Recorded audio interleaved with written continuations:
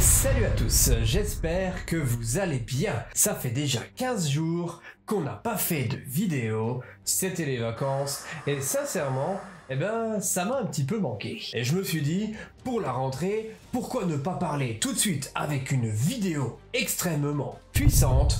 On va parler des bombes nucléaires et de leur puissance. Non. Pas cette bombe-là, je parle plutôt de celle-ci. Ces espèces de gros suppôts volants qui détruisent des vies. C'est quoi la puissance d'une bombe nucléaire? C'est parti! Imagine une explosion capable de raser une ville entière, ne laissant derrière elle qu'un paysage apocalyptique. C'est la puissance d'une bombe nucléaire. Bon bah voilà, on sait ce que c'est la puissance. Fin de la vidéo. Ok, on va en apprendre peut-être un petit peu plus quand même. Dans cette vidéo, on va parler de cette réalité qui est terrifiante et parfois même angoissante afin de faire le point sur comment ça fonctionne une bombe nucléaire. Ça a l'air dingue!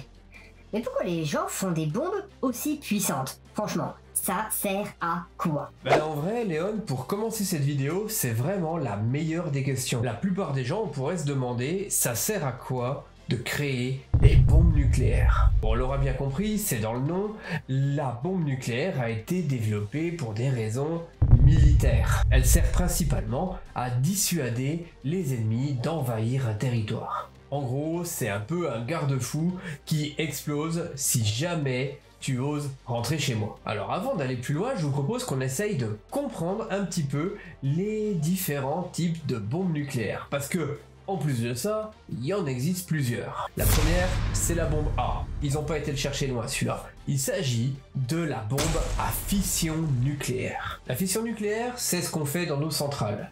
Un atome lourd est séparé en deux parties, il est cassé en deux et il libère une quantité astronomique d'énergie. Historiquement, on parle là des bombes qui ont été larguées sur Hiroshima et Nagasaki lors de la Seconde Guerre mondiale. Elles ont marqué notre histoire et elles ont fait aussi un tournant décisif pendant la guerre 39-45. Mais alors, pourquoi parle-t-on de bombe A? Vous allez me dire, parce que c'était les premières?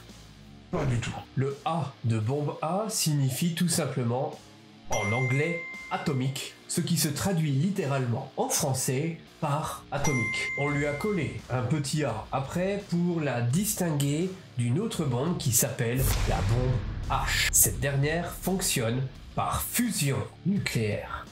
Et tu vas voir que c'est pas du tout pareil. En gros, la fusion nucléaire s'appuie sur deux atomes légers qui fusionnent pour former un atome plus lourd. Ces derniers libèrent une quantité astronomique d'énergie semblable à plusieurs bombes A réunies. De la fusion nucléaire, on n'en fait pas encore dans nos centrales, mais un jour, certainement que ça viendra. Par contre, tu connais quelque chose qui s'appuie sur la fusion nucléaire. Il s'agit de notre soleil. Bon, on en parlera dans une autre vidéo. Je suis bien tenté de retourner un petit peu dans l'espace avec vous. Qu'est-ce que vous en pensez? Dites-moi dans les commentaires si vous voulez plus de vidéos sur l'espace. Eh tiens, j'ai une question. Pourquoi est-ce que ça fait un champignon quand une bombe nucléaire explose? Et c'est vrai que lorsqu'une bombe explose, il y a un phénomène extrêmement intéressant, c'est ce fameux nuage en forme de champignon. Et je vous vois venir, mes petits coquins, ce n'est pas un complot de Mario. Il s'agit plutôt du résultat de plusieurs règles physiques qui s'appliquent à l'explosion nucléaire. Première cause, c'est une boule de feu. Lorsque la bombe nucléaire explose, elle crée une boule de feu énorme qui expulse violemment tous les gaz de l'environnement. La deuxième règle, c'est la convection. La boule de feu a une chaleur extrêmement plus forte que l'air ambiant, mais à une densité plus faible. Et donc, sous l'effet de la poussée d'Archimède, elle s'élève dans le ciel. En gros, t'imagines que la boule de feu est propulsée du sol vers le ciel. Après, il y a l'expansion et le refroidissement. Au fur et à mesure qu'elle monte, cette fameuse boule de feu se refroidit et donc elle s'élargit. C'est ce qui forme une sorte de colonne de fumée et de débris. Après, là, il y a ce qui vous intéresse, c'est la formation du chapeau. Ça concerne essentiellement le sommet de cette colonne de fumée et de débris qui va s'élargir et retomber sous la pression des vents en altitude. C'est ce qui va donner au nuage cette forme si caractéristique. Il s'agit d'un phénomène physique qui se produit lorsqu'un fluide plus léger surmonte un fluide plus lourd. Eh ben, c'est fou tout ce qu'on apprend.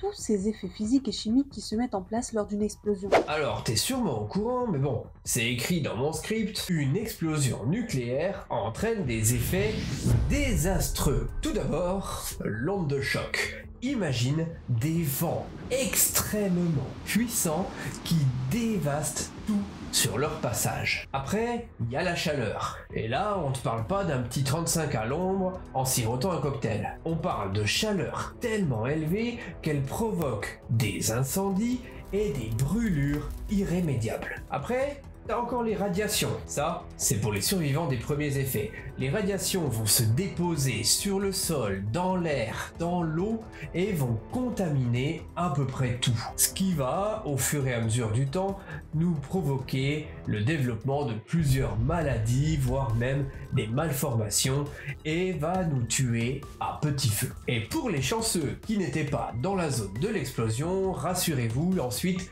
il y a les retombées nucléaires. Ça, ce sont des produits radioactifs libérés par la bombe atomique qui vont pouvoir se déplacer sur de grandes distances grâce aux différents vents. Alors, si j'ai bien compris, il y a des bombes qui font plus de dégâts que d'autres?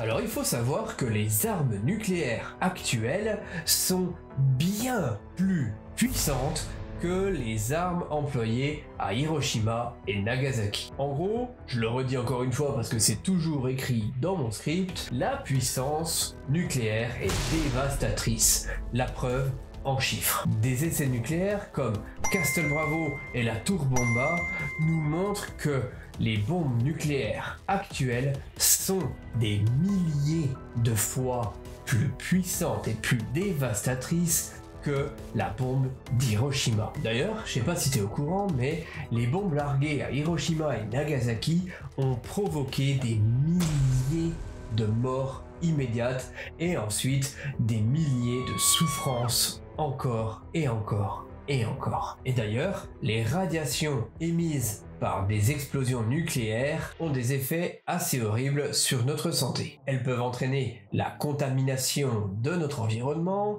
des maladies incurables ou même des mutations génétiques. Je t'arrête tout de suite, si tu voulais devenir Hulk, c'est pas comme ça qu'il a fait, je t'invite à aller voir le film.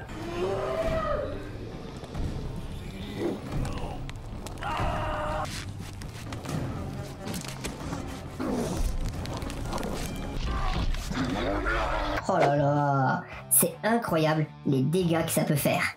Ça fait quand même flipper. Je me demande vraiment à quel moment les humains vous pensez à faire ce genre de truc. Je sais pas si tu es au courant, mais il y a des sites comme NukeMap qui permettent de simuler une explosion nucléaire sur des villes proposées. Si on prend l'exemple d'une bombe de 800 kilotonnes qui explose sur Paris, eh bien la simulation nous montre qu'il y aurait tout d'abord une destruction massive avec des bâtiments, des villes et un environnement rasé sur des kilomètres et des kilomètres, sans compter le nombre de victimes, les incendies et toutes les conséquences qu'il va y avoir. Mais Paris ne serait pas la seule ville atteinte, puisque à cause des radiations, eh bien, il y aurait plusieurs zones, selon les vents, qui pourraient devenir totalement inhabitables pendant des dizaines et des dizaines d'années. J'ose même pas imaginer que ça puisse nous arriver un jour.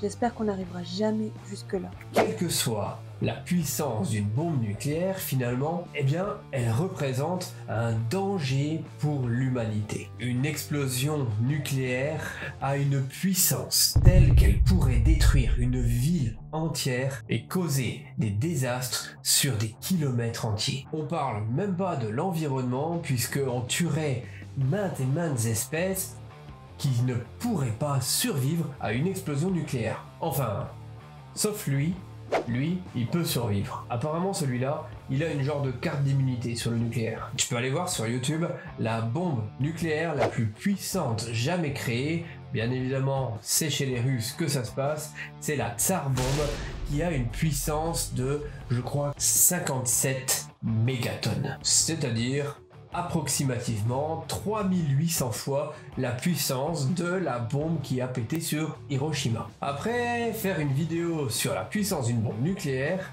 c'est pas mal.